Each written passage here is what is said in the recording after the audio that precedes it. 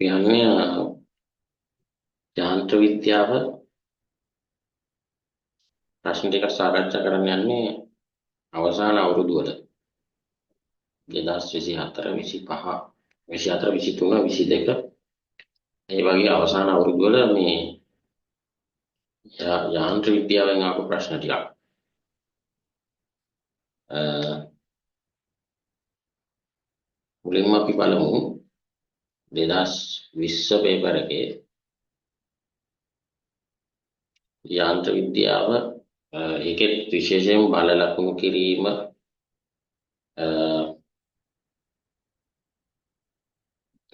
ගම්මිතාව වගේ දේවල් වලට බරව ඝර්ෂණය වගේ දේවල්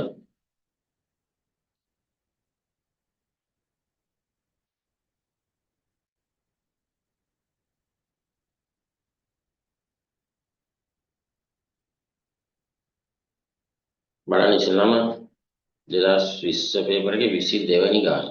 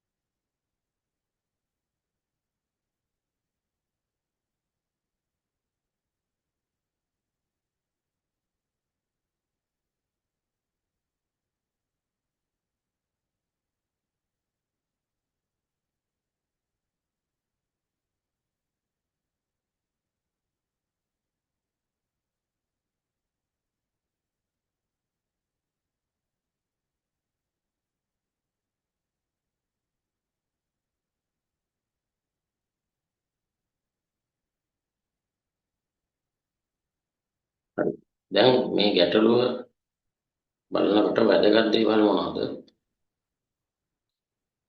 එකක් තමයි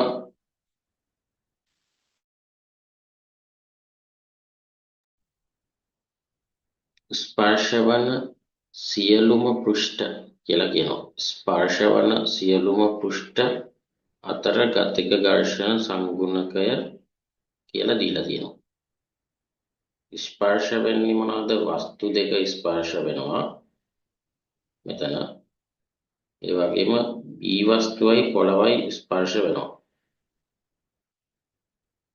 එහෙනම් ওই දෙක අතරම ඝර්ෂණය තියෙන්න ඕන හරිද ඊළඟට කප්පිය සහැල්ලුයි සුමටයි කියනවා කප්පිය සහැල්ලුයි සුමටයි අපි දන්නවා කප්පියක් සහැල්ලුයි සුමටයි කියපු ගමන් අපි ගන්නෙ මොකද්ද ඒ කප්පිය වටේ යන තන්තුවේ මෙන්න මේ දෙපැත්තේ ආතති දෙක මොකද වෙන්නේ සමානයි ආතති සමානයි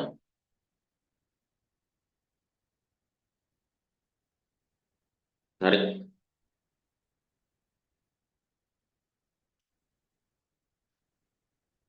ඊළඟ තව වැදගත් දෙයක් තියෙනවා B කුට්ටිය වම් පසට නියත වේගයෙන් චලනය කිරීමට ඔන්න B කුට්ටිය වම් පසට කියලා කියනවා නියත වේගයෙන් කියලා කියනවා දැන් අපි බලන්න ඕන දෙයක් තමයි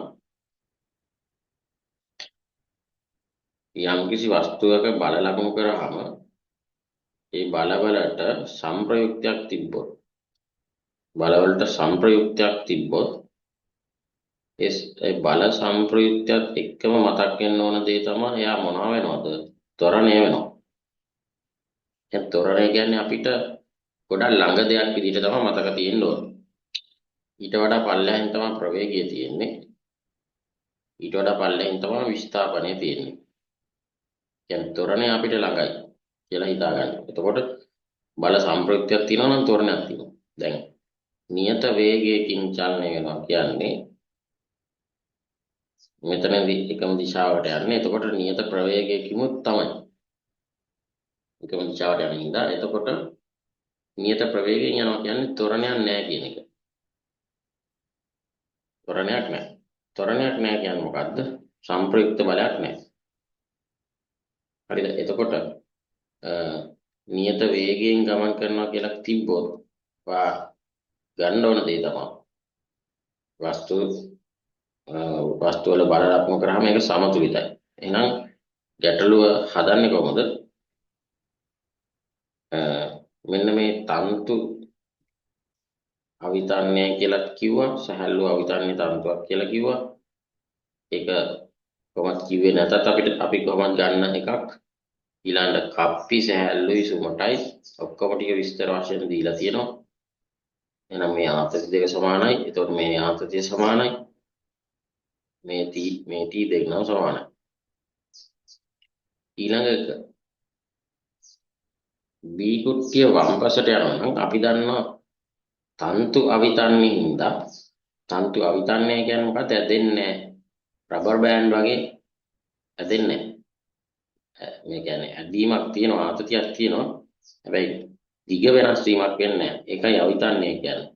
එහෙනම් අනිවාර්යෙන් B වස්තුව වම් පැත්තට යනවා නම් මේ තන්තුව දිග වැඩි වෙන්න බැරි හින්දා ඒ වස්තුව වමට යන්නම ඕන. දකුණට යන්නම ඕන. B වස්තුව වමට යනවා නම් ඒ වස්තුව දකුණට යන්නම ඕන. එතකොට මොකද වෙන්නේ? මේ වස්තු දෙක මේ අතර ස්පර්ශය එතනින් සරපණයක් වෙනවා. ඒ කියන්නේ ඇතිල්ලීමක් වෙනවා. ඒ වගේම බිම මත තියෙන මේ B වස්තුවත් ඇතිල්ලීමක් වෙනවා. අන්න ඒක තේරුම් ගත්ත ගමන් ඔයාලට තේරෙනවා නම් මේ දෙකේදීම තියෙන ඝර්ෂණ බලය, ගතික ඝර්ෂණ බලය. හැබැයි මේවා ත්වරණය වෙනව නෙවෙයි. හරිද? ඒ නියත වේගයෙන් යනවා කියන්නේ එහෙනම් ඒ වස්තුව ගත්තොත් කපලා යා මත නියත ප්‍රවේගයක් තියෙනවා. ඒක තියෙන්නේ දකුණු පැත්තට. ඒතර ආතතිය තමයි මේ තියෙන්නේ. ආයේ තියෙන්නේ සිරස් බල දෙකක්. බරයි අභිලම්බ ප්‍රතික්‍රියාව. බර කීයද? 5යි. මොකද ස්කන්ධයේ 0.5යි. එහෙනම් අභිලම්බ ප්‍රතික්‍රියාවත් ඒකටම සමාන වෙන්න ඕන. මොකද සිරස් බල තියෙන්නේ එච්චරයි. ඒතර ඝර්ෂණ බලය මෙයා දකුණට යනවා කියලා අපි දන්න හින්දා ඝර්ෂණ බලය මේ පැත්තට තියෙන්න ඕන. ඒ ඝර්ෂණ බලය ගතික ඝර්ෂණ බලය. ගතික ඝර්ෂණ බලය. දැන් මෙතන ගතික ඝර්ෂණ බලය හොයන්න නම් මෙතනම R තමයි හොයාගන්න ඕන. දැන් අපෙන් අහන්නේ F කියන බලය. දැන් ගතික ඝර්ෂණ බලය හොයන්න R හොයන්න ඕන. R කීයද? උඩට විභේදනය කරාම R ඍණ 5 සමානයි 0යි. R සමානයි 5යි. ගතික ඝර්ෂණ බලය හොයන්නේ F සමානයි μ R මගින්. μ දීලා තියෙනවා 0.25යි. R 5යි. එතකොට මෙතනින් එනවා 1.25යි නිව්ටන්. දැන් මෙහා නියත වේගයෙන් යන හින්දා මෙහා 1.25යි නම් මේකත් 1.25යි. එහෙමයි මනෝමයෙන් හදන්නේ. හැබැයි අපි කරලා පෙන්නනවා නම් මේ පැත්තට විභේදනය කරාම t ඍණ 1.25 සමානයි 0යි. t සමානයි 1.25යි.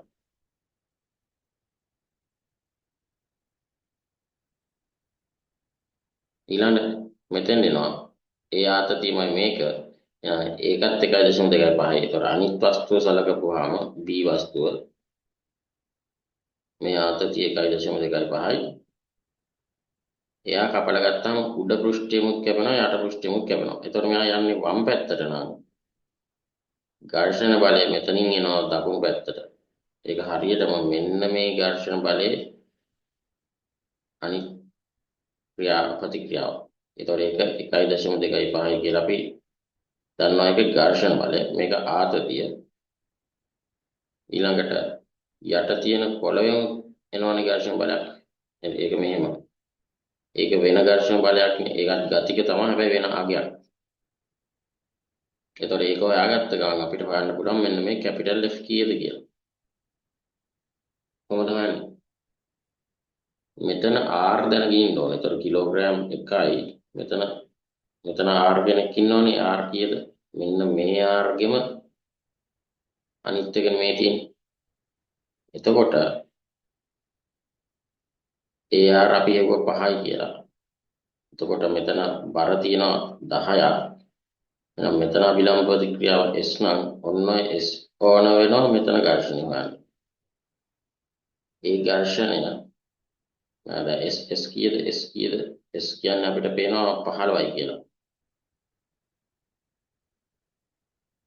එහෙනම් ඔන්න ඝර්ෂණය හොයන්න කොහොමද? μ r දාලා 0.25යි R කියන්නේ 15යි.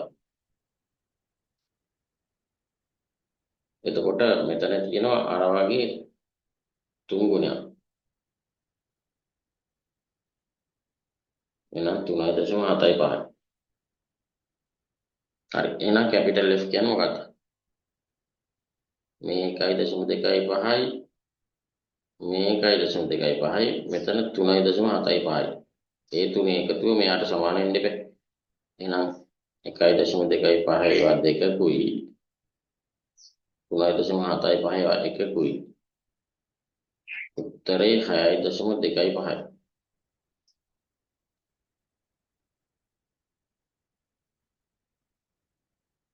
හරි.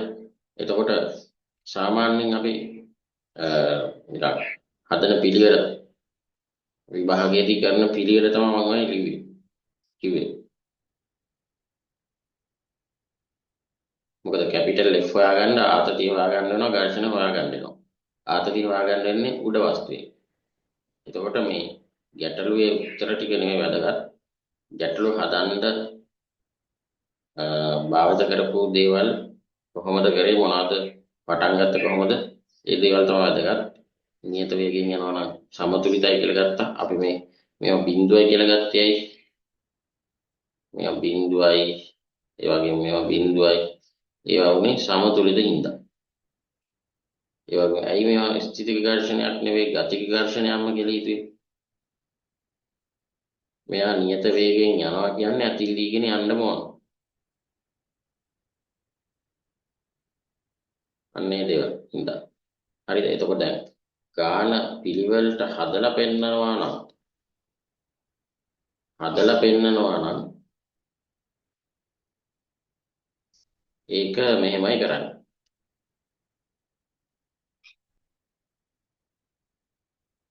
ඒ මත ක්‍රියා කරන බල සලකා.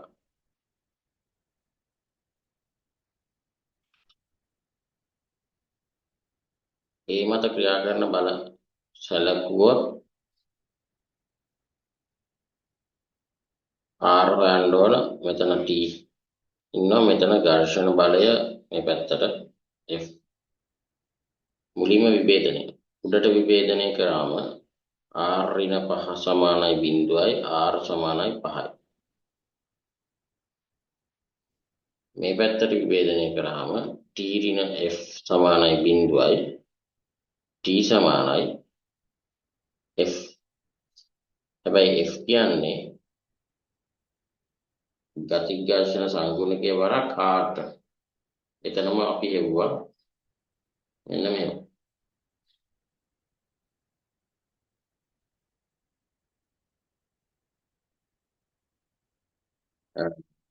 ඕනනම් අපිට මෙහෙම කරන්න පුළුවන්. මේක එක කියලා දාගෙන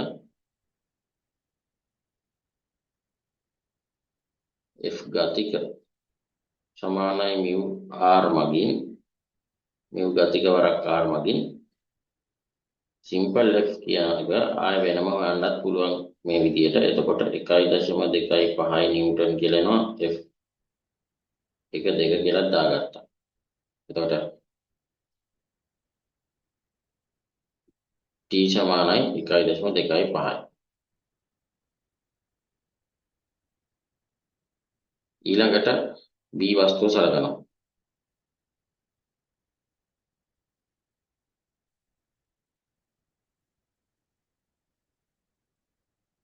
B වස්තුව ගත්තොත් මෙතන ආතතිය තියෙනවා. අර ආතතියමයි අර යාගේ ඝර්ෂණය වම් පැත්තට තිබින්ද මෙහායි ඝර්ෂණය දකුණට ඒකමයි. ඒ වගේම මෙයත් වම් පැත්තට යන හින්දා යටින් ඇති වෙන ඝර්ෂණ බලයත් දකුණට. ඒක F2 කියමු. ඊළඟට ප්‍රතික්‍රියා අර R ගේ ප්‍රතික්‍රියාව වෙනවා මෙතනින් යටට පොළවෙන් උඩට එනවා S කියලා එකක්. එතකොට මෙතන තව බර තියෙනවා 10ක්. යොදපු බලය කැපිටල් F. එතකොට අපි මූලිකව ලියන්නේ මොකද්ද ඉස්සෙල්ලාම සමතුලිතතාව සලකා නේද මේක ලිව්වේ සමතුලිතතාව සලකා. එතකොට සිරස් විභේදනයේ F ධන T ධන F2 ඍණ කැපිටල් F සමානයි බිඳුව. එතකොට කැපිටල් F සමානයි F ධන T ධන F2 උඩට විභේදනය කරොත් S ඍණ 10 ඍණ R සමානයි බිඳුවයි. R හොයලා තියෙන හින්දා ඒක හොයන්න පුළුවන් 15යි. S හොයාගත්තට පස්සේ F ගතික සමානයි μ R දානවා μ 0.25යි R 15යි. මේක මම සුළු කරන්නේ නැහැ. ඇයි ඉස්සෙල්ලා හෙව්වේ 0.25 වරක් 5. දැන් 5 නෙමෙයි 15. ඒ කියන්නේ 3න් වැඩි කරන් තියෙන්නේ ඉස්සෙල්ලා ගත්ත එක 1.25 නෙවෙයි ඒක 3න් වැඩි කරන්න ඕන. මොකද මෙතන 5 නෙමෙයි දැන් තියෙන්නේ 15. ඒතර මේක 3න් වැඩි කරාම හරි 3.75. ඒ මොකද්ද F2. දැන් එහෙනම් මෙතන F2 දන්නවා T දන්නවා F දන්නවා. ඒතර හතරට ආදේශය කැපිටල් F සමානයි 1.25යි 1.25යි 3.75යි.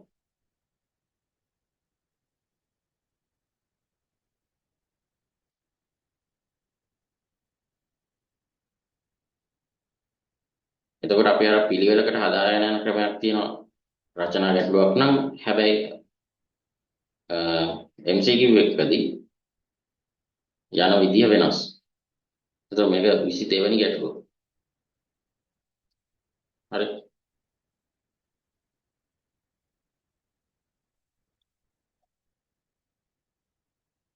හරි අපි බලමු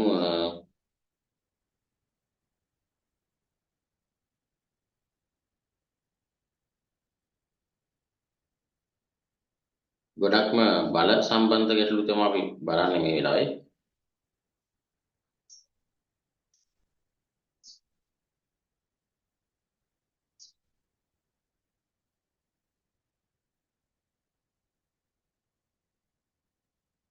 එදාස් 21 පේපර් එකට ගියොත්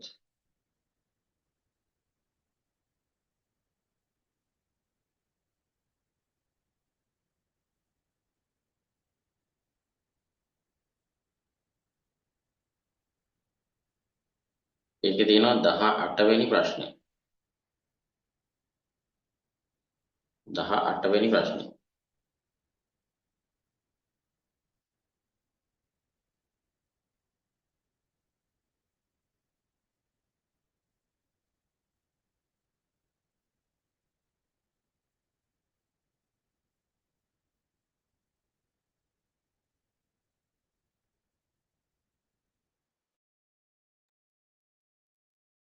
රූපේ පෙන්වා ඇති පරිදි ඝර්ෂණයෙන් තොර තිරස් මේසයක් මත තබා ඇති කුට්ටියක් ස්කන්ධයකට ඈඳා ඇත්තේ කප්පියක් වටා යන සැහැල්ලු අවිතන්‍ය තන්තුවක් මගින්. නිශ්චලතාවයේ මුදාහල විට ස්කන්ධය සහ කප්පිය ත්වරණය වේ.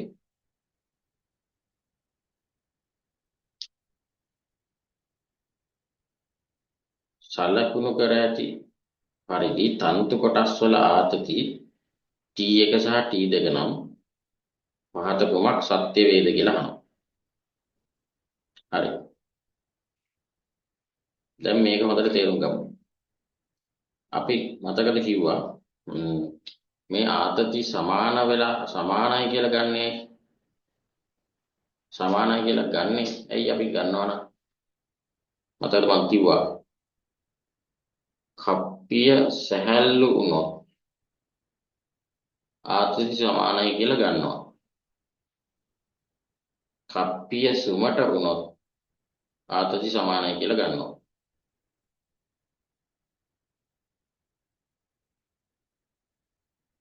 හරිද?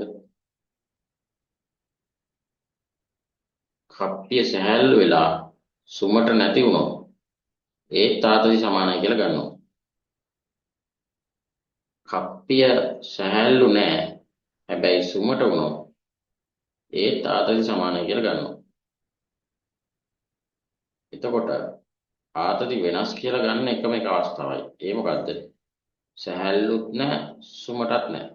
සැහැල්ලුත් නැහැ සුමටත් නැත්තම් ආතති සමානයි කියලා ගන්න බෑ. එතකොට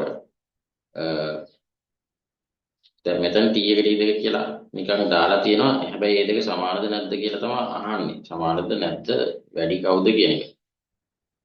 එතකොට අපිට කියනවාද බලන්න කප්පිය ගැන මොනවා හරි නෑ. කප්පිය සැහැල්ලුද කියලා කියන්නේ නෑ. මෙතන සැහැල්ලු තන්තුවක් කියලා කියන්නේ. මෙතන සැහැල්ලු කියන වචනේ තියෙන්නේ තන්තුවට. එහෙනම් කප්පිය සැහැල්ලුද සුමටද මොනවද කියන්නේ. එහෙනම් මොනවද කියන්නේ නැත්නම් ඒකේ තේරුම මෙන්න මේ අවස්ථාව ඕන එකක් වෙන්න පුළුවන් කියන එක. තාම හරියටම කියන්නේ නැහැ. ඔව්. හැබැයි එක තැනක් තියෙනවා මේකේ යම් කිසි දෙයක් අඳුරගන්න තියෙන දෙයක්. ඒ තමයි නිශ්චලතාවයේ සිට මුදාහල විට එම් ස්කන්ධය සහ කප්පිය ත්වරණය වේ. කප්පිය ත්වරණය වේ. කප්පිය ත්වරණය වේ. දැන් ත්වරණයක් වෙනවා නම් මෙහෙම යනවා නම් ත්වරණයක් වෙනවා නම් කප්පිය යන්න එපා කොහෙට හරි. දැන් මේ කප්පියට යන්න බෑනේ. අචල ලක්ෂයකට ගැට ගහලා තියෙන්නේ. අචල ලක්ෂයකට ගැට ගහලා තියෙන්නේ. එහෙනම් මේ අදහස් කරන්නේ උත්තරණ ත්වරණය නෙවෙයි. කෝණික ත්වරණය. කප්පිය කෝණික ත්වරණයකට ලක් වෙන්න ඕන. එහෙනම් කප්පිය කෝණික ත්වරණයකට ලක් වෙනවා කියන්නේම දැන් යම් කිසි වස්තුවක් ත්වරණය වෙන්න නම් අසන්තුලිත බලයක් තියෙන්න ඕන වගේ කෝණික ත්වරණය වෙන්න නම් අසන්තුලිත වියවර්තයක් තියෙන්න ඕන. ඒතර වියවර්තය ගන්න කොහොමද? මෙතන මේ කප්පිය කැරකෙන්නේ මෙන්න මේ අක්ෂය වටා. මෙතන මෙහෙමනේ තියෙන්නේ මේක. එතකොට ඔයාලා බලන්න ඕන මෙතනින් ගූර්ණයක් ගත්තොත් මේ කප්පිය වටේ තියෙන බල මොනවද? ඒ කියන්නේ අපි මේක කපලා ගන්න ඕන මෙන්න මේ. ඔන්නෝම කපලා ගන්න. එතකොට තන්තු කැපෙනවා. දෙකක් තන්තුව තියෙනවා. ඒතර මෙහෙ වටේට ඒ තන්තු කෑලි දෙකක් ඉතුරු වන පරිදි කැපුනේ. එහෙනම් මෙතනින් තියෙනවා ආතතියක් මෙන්න මෙහෙම. මෙතනින් තියෙනවා ආතතියක් මෙන්න මෙහෙම. තව මෙතනිමුත් තියෙන මොකක් හරි බලයක්. හරි. ඔහොම තියෙන බලයක් අභිලම්බ ප්‍රතික්‍රියාවක් වගේ එකක්. හැබැයි අපි මෙතනින් ගුණ ගත්තී එන්නේ මේ ආතතියෙන් වියවර්තයක් කියනවා. වියවර්තයක් කියන්නේ මොකද්ද? ගුණයක්. ඒ කියන්නේ t2 වරක් මේ ලම්බ දුර. මෙතන t එක පල්ලෙහාට තියෙනවා. එතකොට ඒ t1 වරක් ලම්බ දුර. ලම්බ දුර කියන්නේ මේ කප්පිය අරය. කප්පිය අරය. එතකොට ඔයාලට තේරෙනවා මේ ආතති දෙක සමාන වුණොත් මොකද වෙන්නේ? t2කින් ඇතිවන වියවර්තය වාමාවර්තයි. t1කින් ඇතිවන වියවර්තය දක්ෂිනාවර්තයි. ආතති දෙකත් සමාන වෙලා අරයන් දෙකත් සමාන හින්දා එහෙම වුණොත් වියවර්තය නැති වෙලා යනවා. බිඳුව වෙනවා. TA කියලා දෙපැත්තට එන්නේ. අන්න එහෙනම් ඒකෙන් තේරෙනවා අපිට අනිවාර්යෙන් ආතති අසමාන වෙන්න ඕන. මොකද මෙයා කෝණික ත්වරණයකට ලක් වෙන්න බෑනේ. හරිද? එතකොට හැබැයි දැන් මෙහෙම ප්‍රශ්නයක් තියෙනවා. ඒ තමයි මේ කප්පියට ස්කන්ධයක් තියෙනවද නැද්ද කියන එක අපි දන්නේ නැහැ. හරි. එතකොට මෙන්න මේකයි කතාව. අපි හිතමු ඉස්සල්ලාම හිතමු කප්පියට ස්කන්ධයක් තියෙනවා කියලා. කප්පියට ස්කන්ධයක් තියෙනවා නම් ස්කන්ධයක් තිබ්බොත් මොකද වෙන්නේ? අවස්ථිත ගුණයක් තියෙනවා. ඇයි? mr වර්ගය භාගය mr වර්ගය ඒ විදිහටනේ අවස්ථිත ගුණය වන්නේ. නම් ස්කන්ධයක් තිබ්බොත් අවස්ථිත ගුණයක් තියෙනවා. හරි. ඒතර මෙතන වටා අපි ගුණ ගන්නවා නම් t2 වරක් a. ඒතර දක්ෂිනාවර්තවනේ මෙයා භ්‍රමණය වෙන්නේ. ඒතර t1 වරක් a ඍණ t2 වරක් a සමානයි i වරක් ඇල්ෆා. කොහොමනේ? හැබැයි අපි ස්කන්ධයක් තියනවද නැද්ද දන්නේ නැහැ. ස්කන්ධයක් තිබ්බොත් මෙතෙන්ට අගයක් එනවා. එහෙම වුණොත් t1 කියන එක වැඩි වෙන්න ඕනේ නේද t2කට වඩා. මොකද මෙතන ඒකක් එළියට ගත්තොත් ධනාගයක් එනවා මෙතන. t1 ඍණ t2 එළියට ගත්ත a කියන එක මේ පැත්තට දැම්මොත් ඔන්න යම් කිසි ධනාගයක් එනවා. ඒ කියන්නේ මෙන්න මේ t1 ඍණ t2 වල අගය ධනාගයක් බිඳුවට වඩා වැඩි අගයක්. එහෙනම් t1 ඍණ t2 t1 විශාලයි t2කට වඩා. හරිද? හැබැයි ස්කන්ධයක් කප්පියට තියනවා කියලා ගත්තේ අපි ඔය. නෑ කියලා සලකලා වෙනම හදන්න වෙනවා. එතකොට දැන් මේවා වස්තුව ගමු. දැන් t1 mg ට සමානද නැද්ද කියලා බලන්න බෑ. ඒතර ඔයාලට කෙලින්ම තේරෙනවා මේ m ස්කන්ධේ ත්වරණය වෙනවා නම් ත්වරණය වෙන්නේ කොහෙටද? පල්ලෙහාට. ඇයි ඒ පල්ලෙහාට කියලා කියන්නේ? ඒක බලන්න මේ මෙයාව කපලා. මෙයාව මෙහෙම කපලා බැලුවොත්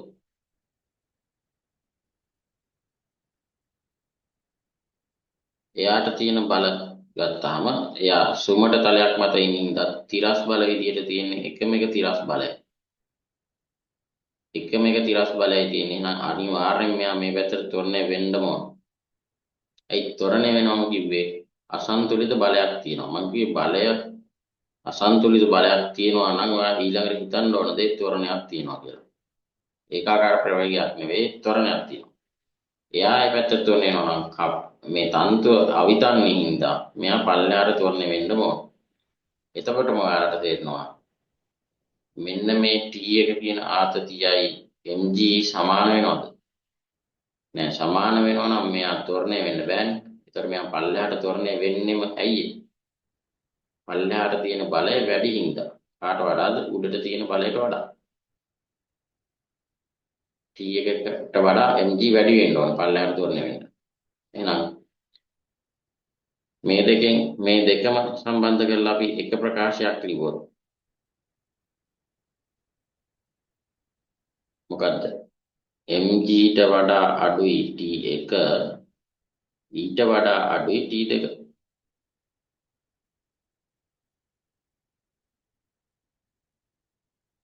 හරි. ඔන්න ඔහොම උත්තරයක් එනවා. හැබැයි ඔයාලට ප්‍රශ්නයක් තියෙනවා. දැන් අපි කප්පියට ස්කන්ධයක් තියෙනවා කියලානේ ගත්තේ. කප්පියේ ස්කන්ධයක් තියෙනවා කියලා ගත්තේ. බැරි වෙලාවත් ස්කන්ධයක් තිබ්බේ නැත්තම් මොකද වෙන්නේ?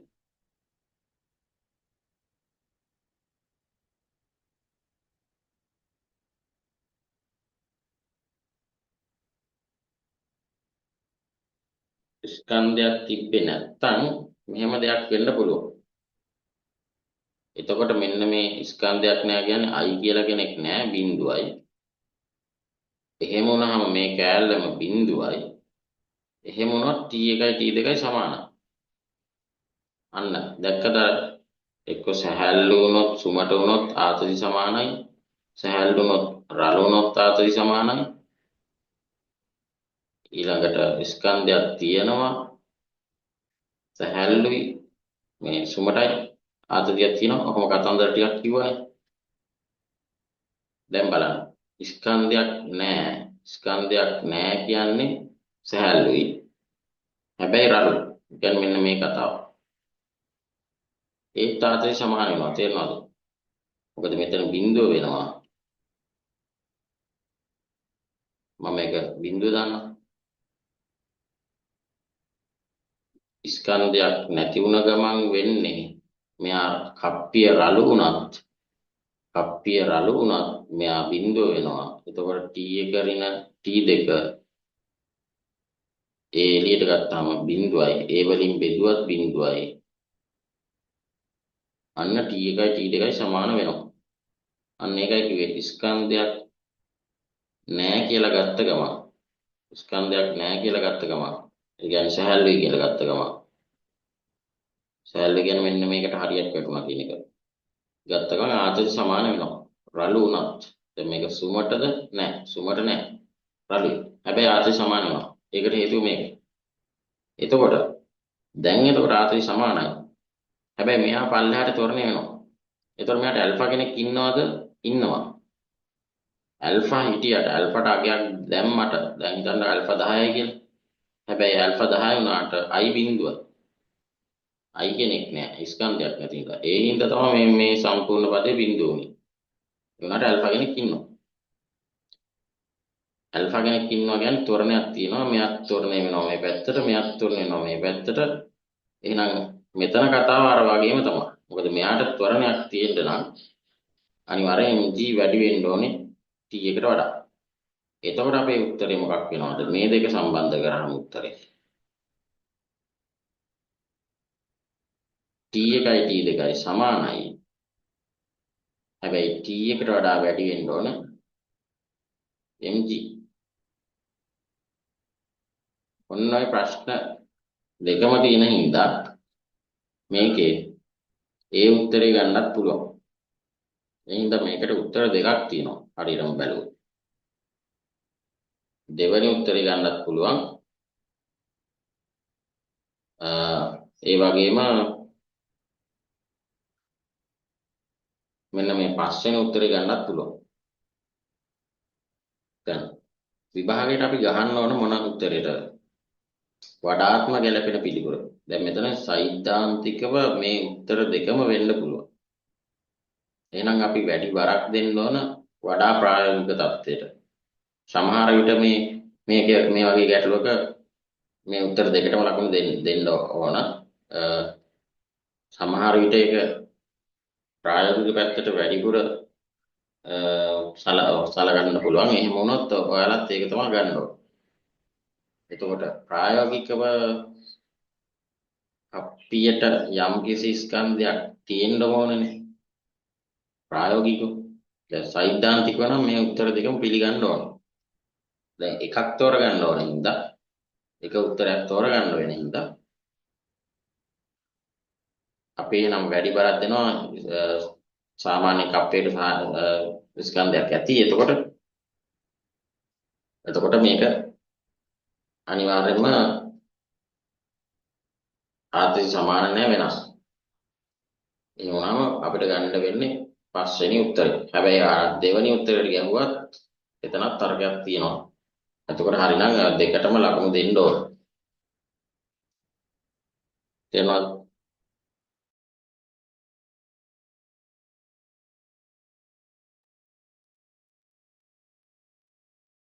එතකොට මෙයාලා මාකින් ස්කීම් එකේ දීලා තියෙන පිළිතුර පස්වෙනි පිළිතුර තමයි. ඒ කියන්නේ යාලා ස්කන්ධය කප්පියට ස්කන්ධයක් තියෙනවා කියලා තමයි සලකලා තියෙන එක ප්‍රායෝගික தත්ත්වය නිසා. එතකොට mg කියන එක වැඩි t1ටයි t2ටයි වඩා. හැබැයි t1 t2 සමානයි කියන උත්තරේ සෛද්ධාන්තිකව ගන්න පුළුවන්. දැන් එතකොට ඒකට අර දෙකටම උත්තර වලට ලකුණු දීලත් නැහැ. තේරුණාද? එතකොට මේ ප්‍රශ්න වලට අනුව අපිට වඩාත්ම ගැළපෙන පිළිතුර තෝරගන්න සිද්ධ වෙනවා.